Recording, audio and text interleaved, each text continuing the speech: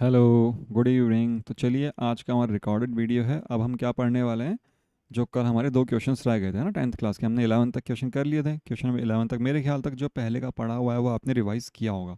अगर नहीं किया है तो प्लीज़ एक बार उसको हल्का सा रिवाइज़ कर लेना, हमने क्या क्या चीज़ें पढ़ी हैं। Now, question number 12 is a very important question. क्यों इंपॉर्टेंट है ये? क्योंकि इसको सॉल्व करना बच्चों का खेल तो है, लेकिन हर बच्चे का खेल नहीं है ना। तो अगर आप चाहते हो कि आपको क्वेश्चन ढंग से समझ में आए, पहले का कॉन्सेप्ट आपका क्लियर होना चाहिए, और उसके बाद फिर हम इसको आराम से देख लेंगे। क्या बोला है? एक ट्राइंगल है A B C drawn to circumscribe a circle. और वो क्या करते हैं, एक ट्राइंगल क्या होता है, एक सर्कल को सर्कमस्क्राइब कर रहा है, मतलब इस सर्कल के चारों ओर एक ट्राइंगल है। अगर सर्कल को कोई भी चीज़ सर्कमस्क्राइब करती है तो वो क्या करती है, सर्कल को टच करती है। दैट मीन्स यहाँ पे तीन टेंजेंट बनते हैं। अब एक पॉइंट से खींचे गए दोनों टेंजेंट की लेंथ बराबर होती है। अगर ये ए है तो ये भी ए होगा, ये बी है तो ये भी बी होगा, और ये सी है तो ये भी सी होगा। इसमें तो आपको कोई प्रॉब्लम नहीं होनी चाहिए, है ना। तो क्या लिखा है, such that the segment B D and D C, एक सेकेंड, आवाज़ सही है। इस ट्राइंगल के सर्कल की रेडियस कितनी है, 4 सेंटीमीटर, ये हमें गिवन है। और B D and D C जो है, डी पॉइंट पे कट करता है, और B D and D C की लेंथ कितनी है, 8 एंड 6 सेंटीमीटर, ये हमें गिवन है। Find the sides A B and A C. A B and A C की लेंथ पूछिए आपसे। देखो ये 4 सेंटीमीटर है एंड दिस इज परपेंडिकुलर, कोई दिक्कत नहीं होनी चाहिए ना। क्यों? Radius is always perpendicular to tangent. अब ए डी और ए बी और ए सी की लेंथ निकालने के लिए मुझको पता है ये 6 है। तो अगर मैं इसको बोलता हूँ ई पॉइंट और इसको बोलता हूँ एफ पॉइंट, तो अगर ये 6 है तो सी एफ की वैल्यू भी कितनी होगी, 6 सेंटीमीटर। कोई दिक्कत नहीं होनी चाहिए इतना समझने में। ये 8 है तो बी ई की वैल्यू भी कितनी होगी, 8 सेंटीमीटर। ए बी के लिए मुझको इन ऊपर वालों का नहीं पता, तो मैं मान लेता हूँ कि ये एक्स सेंटीमीटर है और ये भी एक्स सेंटीमीटर है। तो ए बी की लेंथ कितनी आ गई आपकी, 6 + x, है ना। और ए सी की लेंथ कितनी आ गई, सॉरी ए सी की लेंथ कितनी आ गई, 6 + x। और ए बी की लेंथ कितनी आ गई, 8 + x। ठीक है, ये दोनों की लेंथ निकल जाएगी यहाँ से। मेन एम है आपका एक्स की वैल्यू निकालना। अब इसका सोल्यूशन जो है ना वो थोड़ा सा बहुत ही मतलब क्या बोलते हैं, नया है आपके लिए, सोचा नहीं होगा शायद, मेरे को पक्का पता है 50 से 60% बच्चों ने वो समझ नहीं पाएंगे कैसे हुआ। अभी अगर मैं पूछता हूँ तो कुछ हो सकते हैं जो बता दे कि हाँ सर ये तरीका है, क्या पता उन्होंने कहीं पढ़ा हो या उनको कुछ आइडिया हो, लेकिन बहुत सारे लोग नहीं बता पाएंगे।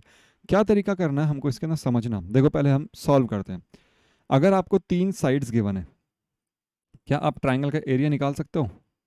निकाल सकते हैं हम। कौन सा फॉर्मूला होता है, हिरॉन्स फॉर्मूला, सबको पता है ना। हिरॉन्स फॉर्मूला होता है, उससे हम ट्राइंगल का एरिया आराम से फाइंड कर सकते हैं। ठीक है, समझ में आ गया। एक तरीका ये होता है। और दूसरा कैसे फाइंड करते हैं, area of triangle is equal to half into base into altitude, मतलब बेस इंटू हाइट। तो देखो तीन साइड्स हैं आपके पास, एक ए बी है 8 + 6, ए सी है 6 + x, और बी सी आपको गिवन है 14 सेंटीमीटर। 8 + 6 14 सेंटीमीटर है। इन तीनों से हम हिरॉन्स फॉर्मूला निकाल के एरिया निकालेंगे, है ना कुछ एरिया आएगा इस ट्राइंगल का, यहाँ पे कुछ ना कुछ वैल्यू आएगी। ठीक है, दूसरा हम कैसे निकालेंगे, मुझको पता है ओ डी राइट एंगल है। अगर मैं ओ एन एफ को ज्वाइन करता हूँ तो ये भी एक राइट एंगल होगा, एंड ओ एन ई को ज्वाइन करूँगा तो ये भी एक राइट एंगल होगा। होगा, इसमें कोई इसमें कोई प्रॉब्लम नहीं होनी चाहिए ना, ये राइट एंगल्स होंगे सारे के सारे। तो अगर मैं इसको ज्वाइन कर दूँ, ये चीज़ समझना है ना, मैंने क्या करा, मुझे राइट एंगल ट्राइंगल बनाना है क्योंकि एरिया तभी निकलेगा half into base into altitude. मैंने ए को ओ से ज्वाइन कर दिया, सी को ओ से ज्वाइन कर दिया, और बी को ओ से ज्वाइन कर दिया। तो यहाँ पे आपने बहुत पहले एक चीज़ पढ़ी हुई है। अभी हम क्वेश्चन सॉल्व नहीं कर रहे हैं, अभी देख रहे हैं कैसे करना है, करेंगे बाद में।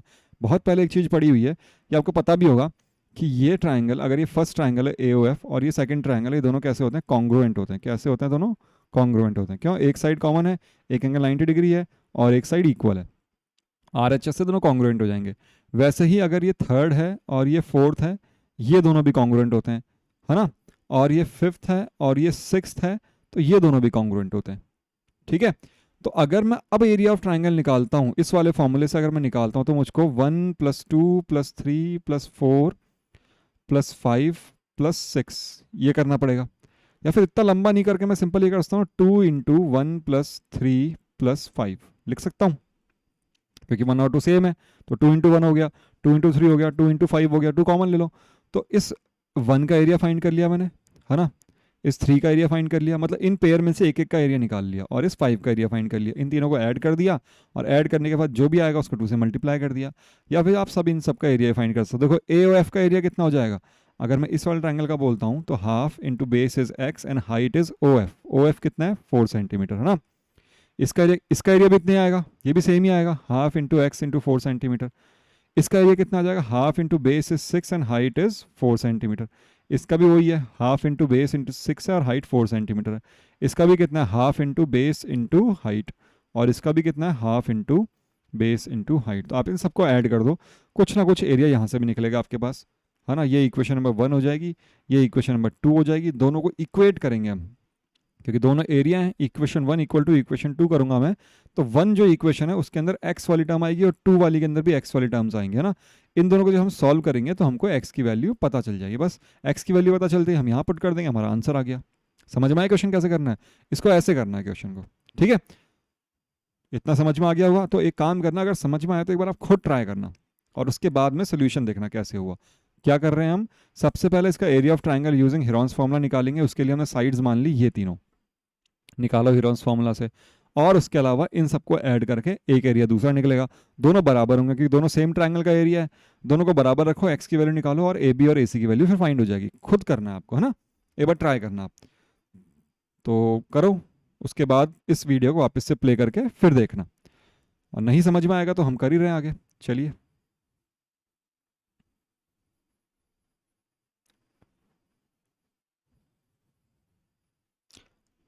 हाँ तो अब हम देखते हैं। तो जैसा आपने देखा ना, थोड़ा अलग क्वेश्चन है। तो सबसे पहले तो आप क्या लिखोगे, फर्स्ट थ्योरम क्या लगेगी इसमें, because tangents drawn from an external point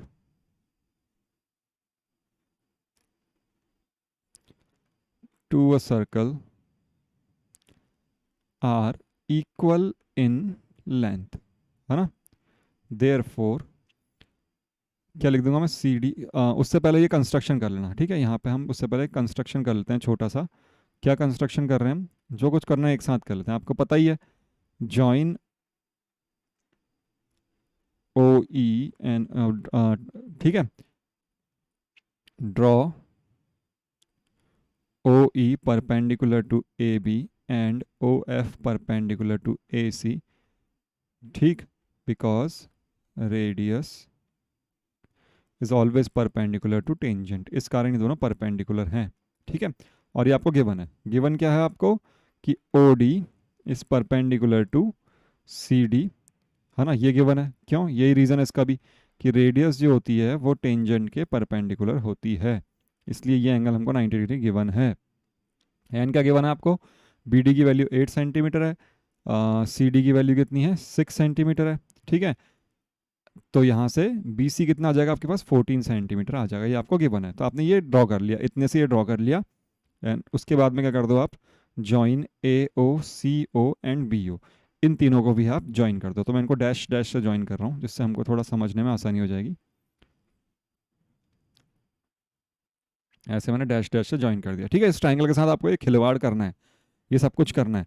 तो आपको पता है कि जब एक्सटर्नल पॉइंट से हम टेंजेंट्स ड्रॉ करते हैं तो उनकी लेंथ इक्वल होती है। Therefore C D equal to C F equal to 6 centimetre, यहाँ से ये आ गया। B D equal to B E equal to 8 centimetre, यहाँ से ये आ गया। And A E equal to A F equal to x centimetre, suppose, ठीक है। फिर लेट्स से, कुछ भी लिखना हो आपको, लेट्स से लिख दो, वो ज़्यादा सही है। लेट्स से हमने क्या मान लिया कि भाई इसकी वैल्यू x सेंटीमीटर है। नाउ अगर ऐसा हो गया तो ए सी की वैल्यू कितनी हो जाएगी आपके पास, A C equal to A F plus F C, है ना, A F plus F C. इतना डिटेल में लिख रहा हूँ, बार बार नहीं लिखूंगा, इन चीज़ों को आपको ढंग से समझ के रखना है। कितनी होगी, x plus 6 centimetre. And A B equal to कितना हो जाएगा आपके पास, ए ई प्लस ई बी। तो यहाँ से इसकी वैल्यू कितनी आ गई, x प्लस 8 सेंटीमीटर, है ना। एंड बी सी की वैल्यू कितनी है, बी सी की वैल्यू 14 सेंटीमीटर आपको गिवन ही है, ठीक है। समझ में आ गया इतना।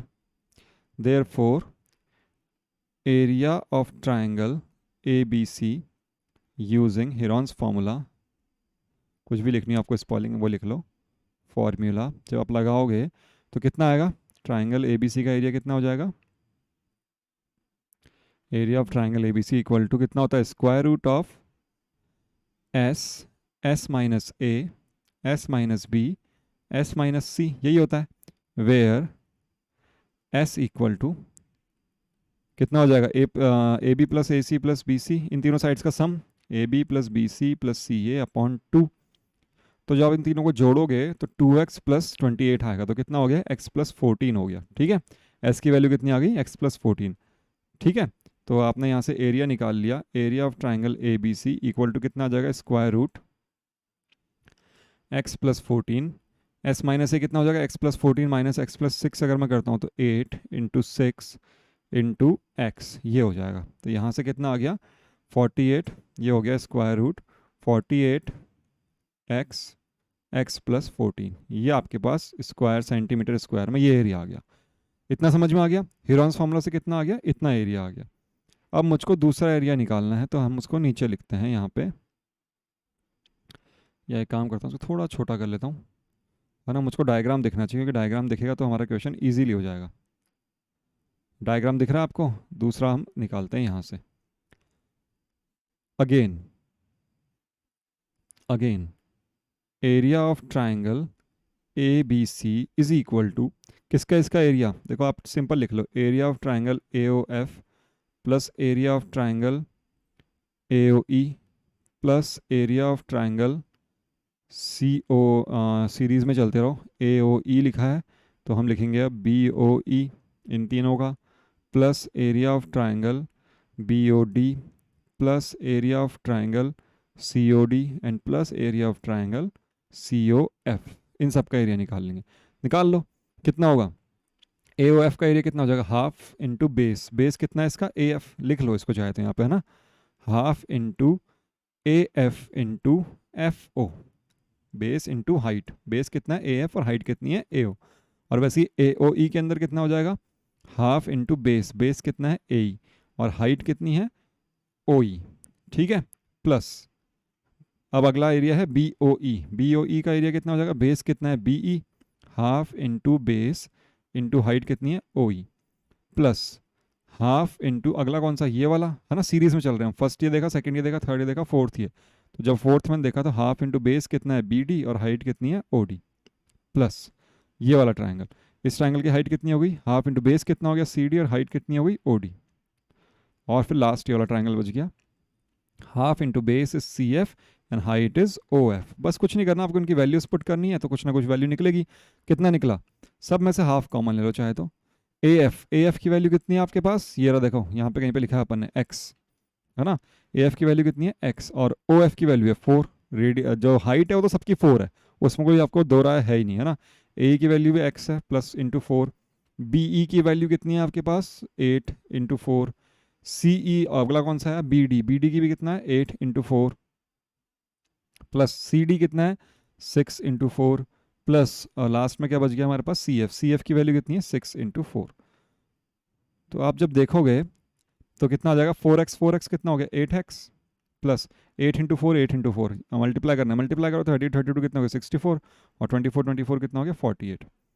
तो इस 2 को आप डिवाइड कर देंगे तो कितना हो जाएगा 4x प्लस 64 और 48 का आधा 32 प्लस 24, 32 प्लस 24 कितना हो गया 56, 4x प्लस 56। ठीक है, ये आ गया मेरा किसका area, area of triangle A B C centimetre square.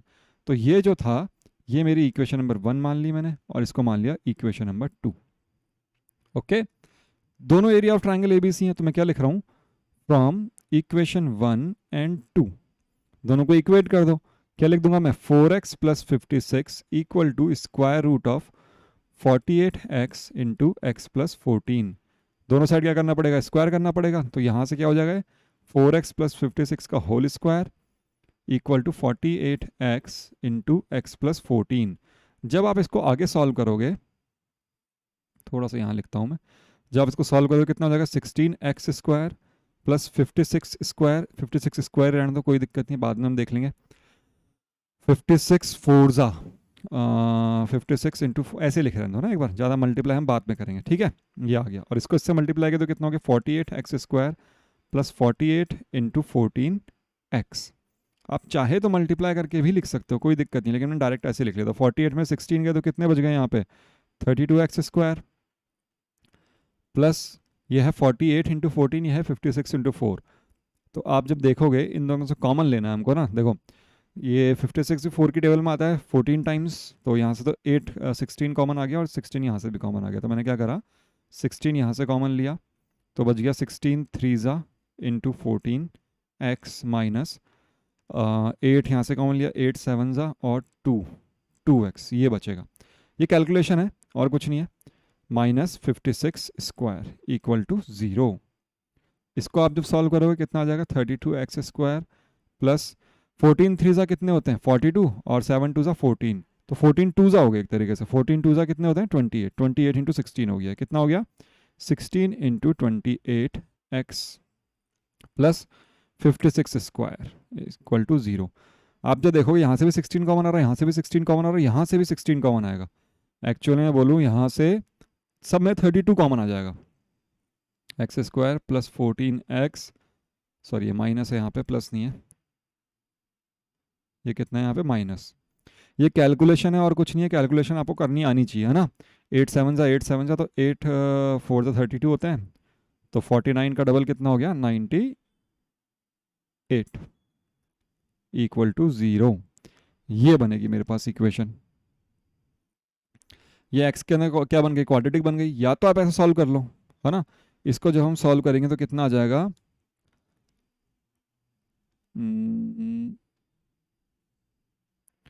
14 है ना, 98 माइनस का आ रहा है, तो 17 3 ज़ा 18 4 ज़ा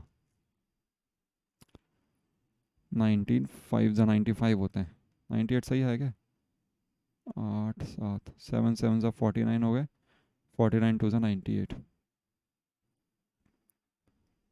इसको जब हम सॉल्व करेंगे तो x की वैल्यू कितनी आएगी मेरे पास 21 माइनस 7, कुछ तो गलती हुई है, 32। यार मैं कैलकुलेशन में जाना नहीं चाहता, आप इसको सॉल्व करना है ना, इसको आप सॉल्व करना तो x की वैल्यू आपके पास 7 आएगी। इसको सॉल्व करके कितनी आएगी x की वैल्यू 7, लेकिन आ नहीं रही 7। देखो करके देखते हैं, पुट करके देखते हैं एक बार। दो वैल्यूज आएंगे प्लस माइनस, माइनस वाली हम नहीं लेंगे, ओनली प्लस वाले लेंगे, क्योंकि क्या है लेंथ है, लेंथ इज ऑलवेज पॉजिटिव। तो 49 प्लस 49 का डबल 98 नहीं आ रहा यार, x इक्वल टू 7। इस इक्वेशन में कुछ ना कुछ गलती है, कैलकुलेशन में हमने कहीं ना कहीं गलती करी है, उसको आप सही कर लेना। क्या कर सकते हो, इसको 4x प्लस 56 का होल स्क्वायर लिखा, यहाँ से इसको ऐसे लिख दिया। हाँ एक काम करो, देखो इसको ऐसे मत करना चाहे तो आप, कैलकुलेशन और इजी बताता हूँ आपको। या तो हम ऐसे क्वाड्रेटिक इक्वेशन बना के भी कर सकते हैं, या फिर आप एक काम करो डायरेक्ट यहीं से कॉमन वॉमन लेके काट कूट के आंसर आ जाएगा आपका। यह है आपके पास इतना 48x है ना, ये इसको आप क्या लिख सकते हो 4 कॉमन आ रहा है, टोटल 4 कॉमन ले लिया आपने अंदर से, आपने क्या करा 4 कॉमन ले लिया, कितना बच गया x प्लस 14, 14 4 ज़ा कितना होता है, इतना ही होता है ना 56, इक्वल टू यहाँ पे लिखा हुआ 48x x प्लस 14। ठीक है, इसको आप सॉल्व करोगे तो ये हो जाएगा, इस पूरे का होल स्क्वायर है ना ये, तो कितना हो जाएगा 16 हो जाएगा, 16 इंटू एक्स प्लस 14 का whole square equal to 48x x plus 14। अब जब इसको सॉल्व करोगे आप, दिख रहा है आपको x प्लस 14 से एक बार x प्लस 14 कैंसिल हो गया और 16 से 3 टाइम्स कैंसिल हो गया, तो यहाँ तो सिंपल x प्लस 14 बचा और यहाँ पे क्या बच गया 3x। तो x की वैल्यू कितनी आ गई आपके पास 7, ऐसे निकाल लेना। ठीक है, जब x की वैल्यू 7 आ गई तो इसके बाद में हमको क्या निकालना है, then A B is equal to कितना था 6 plus x, sorry 8 plus x. A B की वैल्यू कितनी है 8 प्लस एक्स, तो कितनी हो जाएगी वो 8 एंड 7 कितना है 15 सेंटीमीटर है ना। एंड दूसरा कौन सा है ए C equal to 6 plus x, तो मतलब 13 सेंटीमीटर। बस ये आंसर हो गया मेरा, समझ में आ गया कैसे किया है ना। ये इसकी कैलकुलेशन आप ऐसे करना, ऐसे ज़्यादा ईजी रहेगा आपके लिए। उस तरीके से करोगे तो क्वाड्रेटिक बनेगी, फिर वो आपको सॉल्व करना पड़ेगा, बहुत लंबी कैलकुलेशन हो जाएगी। ऐसे भी कर सकते हैं, ठीक है, दोनों तरीके हैं। क्वाड्रेटिक से करोगे लंबी होगी, प्लस माइनस में आंसर आएगा, माइनस वाला हटाना है प्लस वाला लेना है, ऐसे करना पड़ेगा, अदरवाइज ऐसे कर लो डायरेक्ट। चलिए, बहुत ईजी क्वेश्चन था, तरीका समझ में आ गया तो ईजी है, अदरवाइज ये क्वेश्चन नहीं होगा। मैं बता रहा हूँ अभी भी, आपको तरीका याद करना पड़ेगा इसका, कि हमने कैसे किया, ये क्या जादू किया हमने, इसका जादू देख लो, ये लिखा हुआ है। ठीक है, वापस समझ लो एक बार क्या किया हमने, एक बार समझ लेते हैं, उसके बाद फिर हम नेक्स्ट क्वेश्चन करते हैं। क्या करा, सबसे पहले हमने एक ट्रायंगल था, उसमें तीनों साइड्स को मिला दिया 90 डिग्री 90 डिग्री 90 डिग्री, फिर इनको मिला दिया, 6 ट्रायंगल्स बन गए। इन 6 ट्रायंगल का एरिया मैंने निकाल लिया। एक तरीका यह है एरिया निकालने का, दूसरा तरीका मैंने आपको बताया था कि इसका एरिया निकाल लो इसका एरिया निकाल लो और इसका एरिया निकाल लो, फर्स्ट सेकंड और थर्ड, और इनको 2 से मल्टीप्लाई कर दो, है ना। 6 का एरिया निकालना ज़रूरी नहीं है, लेकिन वो एग्जाम में क्या होता है हमको याद नहीं रहती है चीज़ें, तो हम सिंपल बेसिक से चलेंगे, और बेसिक से हमने देखा कि हाँ भाई एरिया इसका कितना आ गया, इतना आ गया। एक तरीका ये हो गया एरिया निकालने का, एक तरीका तीनों साइड से हमने हीरोन्स फॉर्मूला लगाया तो यहाँ से भी एक एरिया कुछ आया, ये दोनों एरिया आपस में इक्वल हो गया, और फिर हमने सॉल्व करा, then we get the value of X and then we can find the value of A B and A C. चलिए नेक्स्ट देखते हैं, ये भी अच्छा क्वेश्चन है, सिंपल क्वेश्चन है, बस आपको एंगल्स अगर आपने पढ़े हुए, लाइन्स एंड एंगल्स ढंग से पढ़े हुए हैं तो ये क्वेश्चन आपका हो जाएगा, अदरवाइज थोड़ी सी दिक्कतें आने लगेंगी। लाइन्स एंड एंगल्स मतलब कि जब अगर कोई लाइन परपेंडिकुलर है या फिर पैरेलल है या फिर कुछ है ऐसे, कौन से एंगल किसके इक्वल होते हैं, एक पॉइंट पे कितना एंगल बनता है, एक पॉइंट पे टोटल कितना बनता है 360 डिग्री, और एक लाइन पे कितना बनता है 180 डिग्री, है ना, ये सब कुछ पता होना चाहिए आपको। तो चलो इसी हिसाब से हम करेंगे।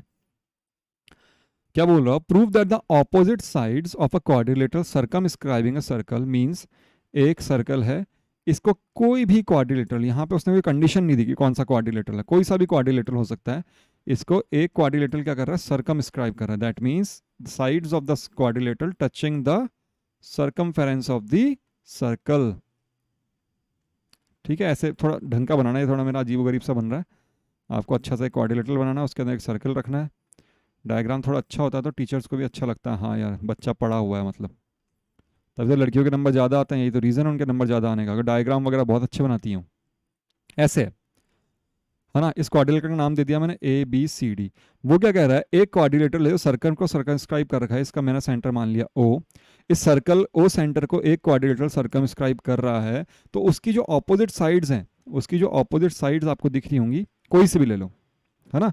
हमने कौन सी ले ली, हम मैंने बोल दिया ए डी, और एक ऑपोजिट साइड ए डी है और एक ऑपोजिट साइड बी सी है, मतलब ये दोनों ऑपोजिट साइड्स हैं, तो ये जो एंगल है ए ओ डी और बी ओ सी, ये कैसे हैं, सप्लीमेंट्री एंगल्स हैं, दैट मीन्स हमें क्या प्रूव करना है, टू प्रूव, क्या प्रूव करना है आपको, कि angle A O D plus angle B O C is equal to 180 degree, या फिर, है ना, ये दोनों एंगल्स कौन से, ये ब्लू वाले, ये दोनों एंगल्स, ये दोनों एंगल्स भी सप्लीमेंट्री होंगे, ऑपोजिट साइड तो ये भी हो सकती है ना, सी डी और ए बी, ये भी तो हो सकती हैं, तो आपको प्रूव करना है angle D O C plus angle A O B is also equal to 180 degree, ये प्रूव करना है आपको। समझ में आ गया प्रूव क्या करना है, कि ऑपोजिट साइड जो सेंटर पे एंगल बना रही हैं वो दोनों सप्लीमेंट्री हैं, मतलब उनका सम कितना है 180 डिग्री है। अब ऑपोजिट तो कोई सी भी हो सकती है, या तो ए बी, या तो ए बी और सी डी होगी, ये दोनों ऑपोजिट होंगी, या फिर ये दोनों ऑपोजिट होंगी, है ना।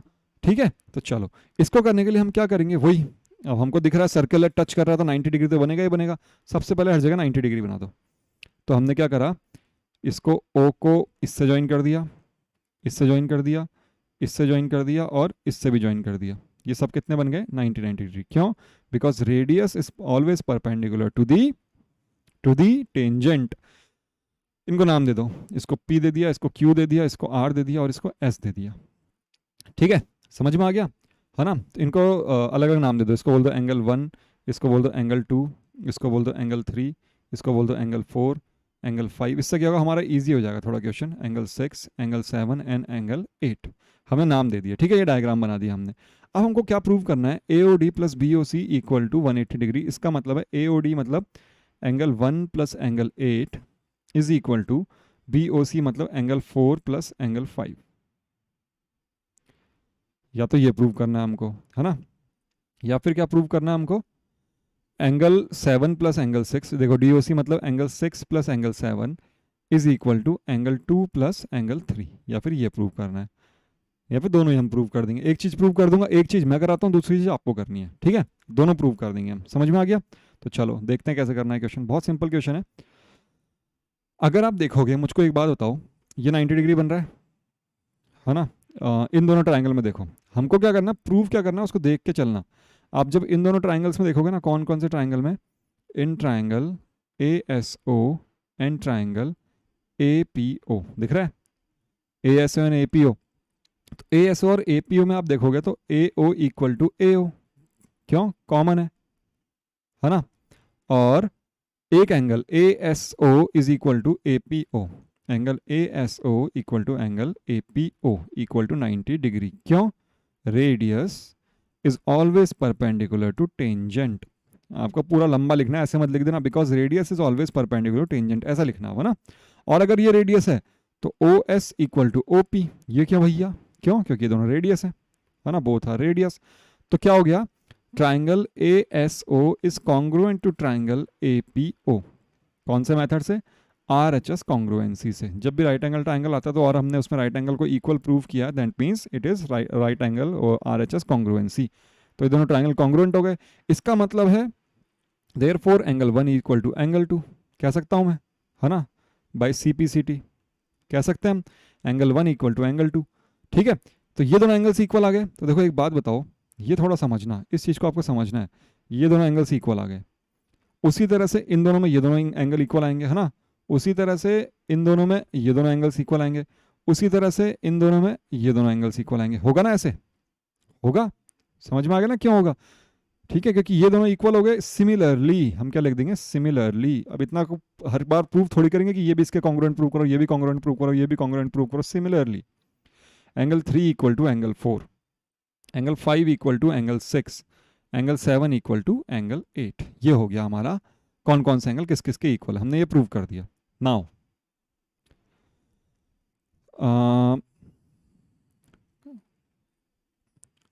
क्या लिखेंगे उसके बाद, क्योंकि एक पॉइंट है हमारे पास, इस पॉइंट पे बनने वाले एंगल की वैल्यू कितनी होगी, 360, है ना। एक पॉइंट पे कितना एंगल बनता है, the value of angle drawn on a point is always कितनी होती है, 360 डिग्री, है ना। एक पॉइंट पे बनने वाला एंगल कितना होता है, 360। देयरफॉर एंगल 1 + 2 + 3 + 4 + 5 + 6 + 7 + 8, इन सब का आठों एंगल का सम कितना हो जाएगा, 360। अब देखो मुझको प्रूव क्या करना है ना। 1 + 8 तो मुझको 1 चाहिए, मुझको 8 चाहिए, ठीक है। 4 + 5 मुझको 4 चाहिए, मुझको 5 चाहिए। बाकी इनको 2, 3 और 6 और 7 को गायब करना पड़ेगा। गायब करना तो हमको आता ही है ना, बड़ा अच्छे ढंग से हमने सीख रखा है। क्या क्या होता है गायब करने के लिए, आपको क्या करना पड़ेगा, आपको इनकी वैल्यूज़ को रिप्लेस करना पड़ेगा। कहने का मतलब ये है। तो जब आप वैल्यूज़ को रिप्लेस करोगे, मुझको एक बात बताओ, एंगल 1 को एंगल 1 रखो, एंगल 1 किसके इक्वल है, एंगल 2 के इक्वल है। तो एंगल 2 को मैं एंगल 1 कर सकता हूँ। एंगल 3 को हटाना, एंगल 4 चाहिए मुझको, एंगल 4 को मैं एंगल 4 कर सकता हूँ, है ना। एंगल 5 चाहिए, एंगल 6 को हटाना तो इसको एंगल 5 के इक्वल कर सकता हूँ। एंगल 7 को एंगल 8 के इक्वल कर दूंगा, इसको भी एंगल 8 के इक्वल कर दूंगा। ये कितना हो गया, 360 हो गया। ये सब दो दो बार आ रहे हैं, तो दो, इसको हम क्या लिखेंगे, 2 times of angle 1 + angle 8 + angle 4 + angle 5, ऐसे लिख सकता हूँ मैं, इक्वल टू 360 डिग्री। तो इसका मतलब हो गया कि angle 1 + angle 8 + angle 4 + angle 5 is equal to 360, oh sorry 180 degree, है ना। 2 डिवाइड हो जाएगा। तो जब ये 180 के इक्वल हो गया, दैट मीन्स ऑपोजिट साइड्स का जो एंगल है वो कितना हो गया, 180। तो यहाँ से हम इसके आगे क्या लिख देंगे, एक छोटी सी लाइन और लिख देंगे। इसके आगे क्या लिख दूंगा मैं, इसके बाद क्या लिख दूंगा, देयरफॉर AOD, क्योंकि एंगल 1 + एंगल 8 का मतलब है AOD, प्लस एंगल 4 + एंगल 5 का मतलब क्या है मेरे पास, BOC is equal to 180। Similarly आप क्या लिखोगे फिर, सिमिलरली। वापस अगली बार इसको अलग से प्रूव करने की जरूरत नहीं, अगली बार क्या करना है, 6, 7, 2 और 3 चाहिए। जिनको गायब करा वो वाले चाहिए आपको, 6 चाहिए, 7 चाहिए, 2 चाहिए और 3 चाहिए। इनको रखो और 1, 4, 5, 8 की वैल्यू को रिप्लेस कर दो इनसे। हमको जो प्रूव करना होता है, अगर पहले ही पता चल जाए ना क्या प्रूव करना है, और पता चलना चाहिए वरना आप प्रूव नहीं कर पाओगे। आपको पहले ही देखना पड़ेगा आपको प्रूव क्या करना है। इसके अंदर जो कुछ भी प्रूव करना है उसकी वैल्यू को बस आपको चेंज करके रखना है, उसके अकॉर्डिंगली आप इस इक्वेशन को चेंज करोगे। ये आपकी मास्टर इक्वेशन है। इस इक्वेशन को आपको जो आपको चाहिए उसके हिसाब से चेंज करना है ना। ये बात आपके समझ में आनी चाहिए। चाहे तो इसको आप अपने रफ में लिख लेना, कहीं पे भी लिख लेना, लेकिन ये बात आपको समझ में आनी चाहिए। Similarly we can say that angle DOC + angle AOB is also equal to 180 degree. उसके बाद क्या लाइन लिखनी है आपको, हैंस यहाँ से लेके ये पूरा जितना भी ये लिखा हुआ ना यहाँ तक पूरा लिखना है यहाँ पे, है ना, पूरा। बस हो गया आपका क्वेश्चन सॉल्व। ठीक है, 12 और 13 थोड़े बड़े क्वेश्चन थे तो हमने अलग से इनका वीडियो बनाया। आप इनको ढंग से देखना, आराम से पढ़ना, 1 बार 2 बार 3 बार आराम से देखो। 3 बार से ज़्यादा देखने की कोशिश मत करना। अगर आप 3 बार से ज़्यादा देख रहे हो ना, इसका मतलब आपको समझ में नहीं आ रहा। ठीक है, तो चलो फिर हम अपना नेक्स्ट चैप्टर आज कौन सा शुरू करने वाले हैं, चैप्टर नंबर 12। क्या है ये, area related to circles. Circle जो अभी हमने पढ़े हैं तो इनसे इनका एरिया कैसे फाइंड करते हैं। हमने ट्रायंगल का एरिया पता है हमको, इन स्क्वायर और रेक्टेंगल इन सब का एरिया पता। सर्कल के एरिया से थोड़े बहुत क्वेश्चंस बनते हैं, वो हम देखेंगे। बहुत इजी चैप्टर है, बहुत ज़्यादा इजी चैप्टर है, ठीक है। तो चलो हम मिलते हैं इस चैप्टर के अंदर, तब तक बी लॉजिकल।